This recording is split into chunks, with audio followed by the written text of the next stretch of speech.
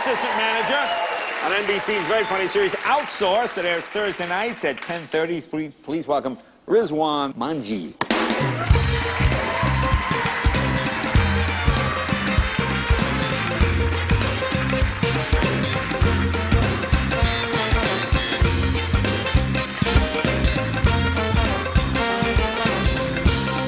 Wait, something is different. Oh, yes.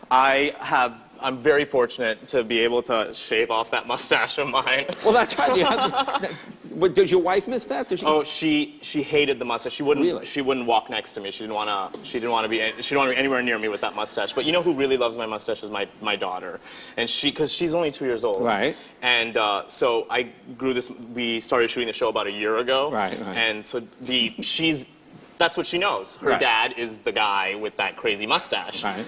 And the other day, we were going to an NBC party, and I decided we're on a little hiatus, so I shaved off the mustache, and I get out of my room, and she's like, Dad, she doesn't know what's going on. So I'm like, oh, I didn't even realize. Right. And so, you know, like parents do, I was like, oh, this is hysterical. What happened to Daddy's mustache? She's like, I was like, we lost Daddy's mustache. So she's like, oh my Lord, we've lost Daddy's mustache. She's like searching around the apartment looking for my mustache. And then the babysitter's there because we're going out, and she's like vacuuming up the food that my daughter spilled, and she's like, oh, Daddy, mustache, vacuum. And I was like, it was really funny at the time, but then later on I was like, really? I just traumatized my child. She thinks her dad's face was eaten by a vacuum. Yeah, it was not good. Like, not something that was appropriate. But now tell us about where you're from. Big family? A very, very big family. Yes. Actually getting larger once the show started airing. Yes, you find you have more relatives coming. Yes. And I love it because it's that like on Facebook. It's like, I don't know if you know this, but I'm your cousin. I'm like, yes, that's awesome. But it's all of a sudden like after the show aired, so it's great. But I have a lot of family that all live in Canada. Right, okay. My sister's in Calgary, and my. Now I always think of Indian parents as being very strict. Is that a stereotype? I love you, Mom and Dad.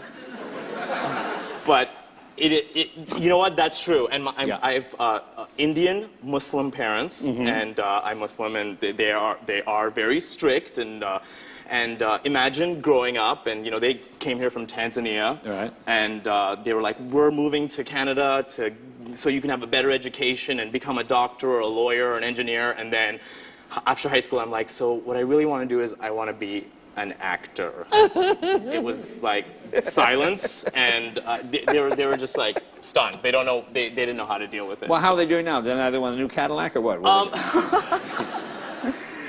They're better now. Initially, right out of school, when I was unemployed and calling them every month to like, please, can you give me some money so I can pay my rent? I went down to Vancouver to visit them because they live in Vancouver, and my dad was like, this is my son. He's a computer analyst from Merrill Lynch. Wow. No, I'm serious. And I, you know, you do not contradict your Muslim father. You do not do that. But like at home, I'm like, I was at a temp job. I'm like, I'm a receptionist and I browse the web. Like, you cannot say I'm a computer analyst at Merrill Lynch. But now my dad is like, he actually sent a Facebook message. He put, I am so proud of my son. He's going to be on Jay Leno tonight. Oh, there you go. Very good. That's very good. Thank you very much. Now, how about you? How about your wife? Now, your wife, I know. Your wife is also Muslim, strict parents, so, hey, I met a deadbeat actor. How did that go over? How did that go over with Oh, them?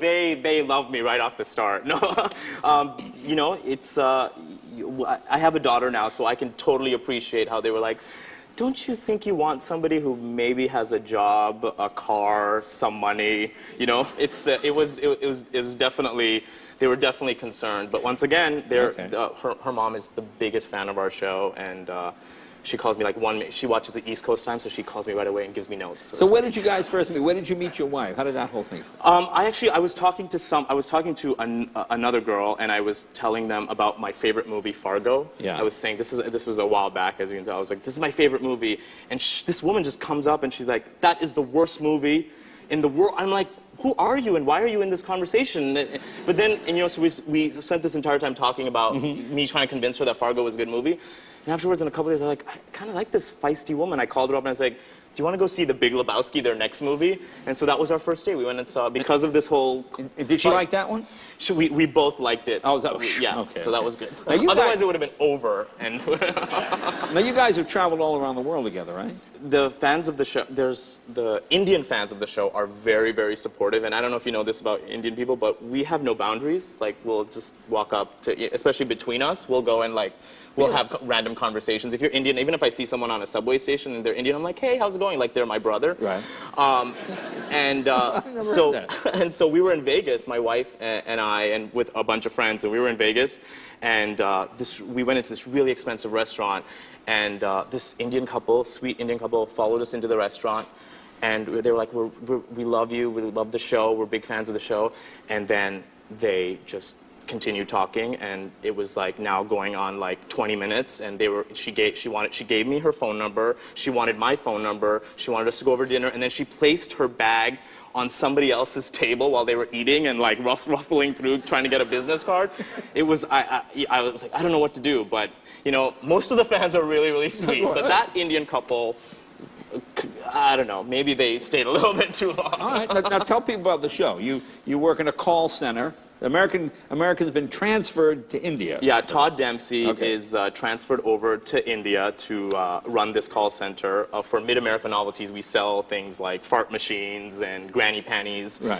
And sophisticated items. Very sophisticated, very things that Americans need in their daily life. Did you ever visit a call center? Did you do that to get research with? I actually worked at a call center. I worked at the Learning Annex, and that was in itself insane. But you know, just like everybody else, I've called call centers, and I have this weird experience calling a call center in India where the woman is, hello, my name is Elizabeth, and I'm like, you're okay, and I'm from Ohio, and you know, because I'm Indian, I want to get free stuff, or I want to get more help, so I'm like, my name is Rizwan.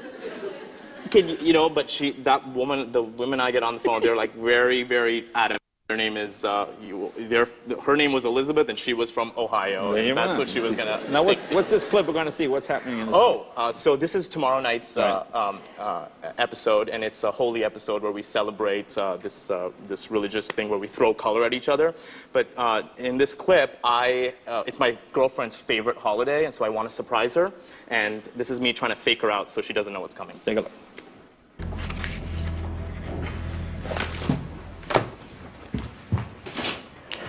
Rajiv, hi. Are you ready? No, tonight is off. Why? Is everything okay? Just not feeling it. But you said you had a whole night planned for us. You know how much Holi means to me. I do, but I think I would rather work. You'd rather work than be with me? Vimy. They are both work. One just puts money in my hand, and one takes it away.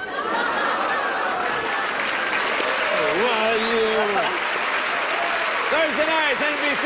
Be right back with Michael Costa right after this. Come on, thank you.